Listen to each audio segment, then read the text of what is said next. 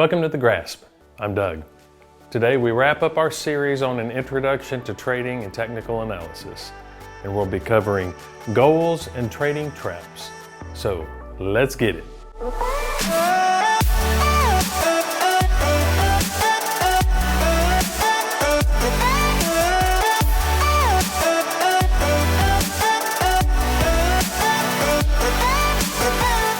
Before we can develop a trading plan, we really need to know what are our objectives. Now, we've covered types of trading and we've covered different trading styles, but we really haven't covered the objective of the trading. Now, it may be to provide supplemental income, or maybe you're doing retirement, or maybe you're trying to build a college plan, or some other thing. Each one of those has different needs, so your plan will be different depending on that specific goal. The purpose of all of this is to focus our trading to obtain our objectives. It really puts things in perspective.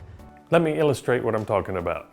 For instance, if your goal is to obtain additional income, let's say that you are able to trade during the day, taking short-term trades, and you may have a goal of $100 a day. Well, $100 a day throughout the trading year, that comes to about $25,000 a year.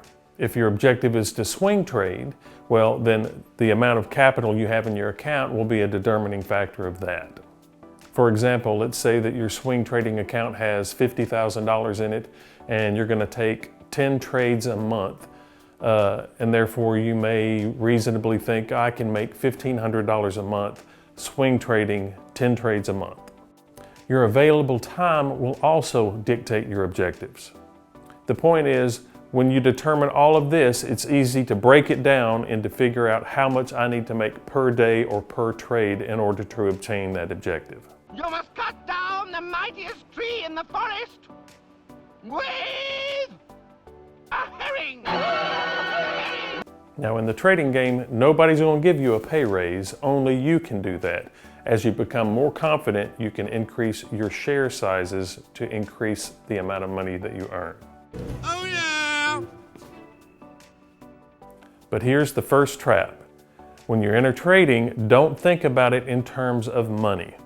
What you really need to focus on is on trading well according to your plan.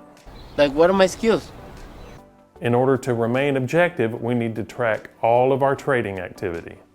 I recommend you keep a trading journal, and I recommend you create 3 different binders, and I'll go into those in detail in just a minute. By doing this, you can create a reward system for achieving the goals and following your plan, and also you'll have the ability to take any corrective action that you need because you are actually tracking what you're doing. As you can see, we've had our eye on you for some time now, Mr. Anderson.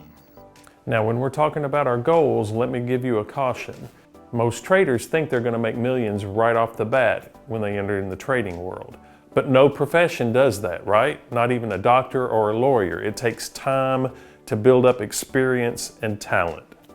It is important to start small. Oh, look at you, a little tiny toilet for a little tiny baby. Ah! Curse you, tiny toilet! A good goal set may look something like this: a positive week, or no broken trading rules for a week and then 2 weeks, etc. Or perhaps $100 a day for 5 days straight, and then up it to 10 days straight. Or perhaps 5 winning trades in a row. Or if you're a swing trader or whatever, you may think, okay, $1,500 a month. The idea here is to always start small and work toward larger goals. Damn! But once we get started, it won't be long before we run into the trading traps. Here is a list of the major trading traps. First of all, not starting with paper trading. It's always a mistake. Everybody thinks, I've got it, I can just go right into trading with real money, but that's a mistake. Almost everybody falls into this. Start on paper, because you are acquiring a new skill set. Second, not having a written trading plan. Most people, they approach the market, they're just going to sit down and they may learn a pattern or something, and we're just going to go and trade willy-nilly. A trading plan is important. not following your plan after you make a trading plan, or changing the plan too often before you have a track record to know whether or not the plan is working. As you can see, there are others here. Not having an entry, stop, or target before you enter the trade. Before you enter any trade, you need to know exactly what is the entry, what is my stop, and what's the target. We don't just, again, pop into this willy-nilly. We need to know exactly what we're looking for and what the expectations are. We've discussed in previous video your pre-trade punch list. That's important. Got to have trade management rules.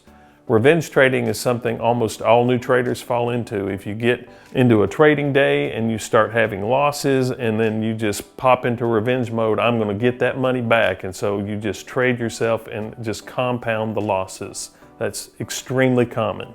Averaging down on a losing trade, which leads us into the next one. Not taking your stop. Have a stop, it's a line in the sand, it never gets crossed. If the price hits that stop price, you are out of the trade.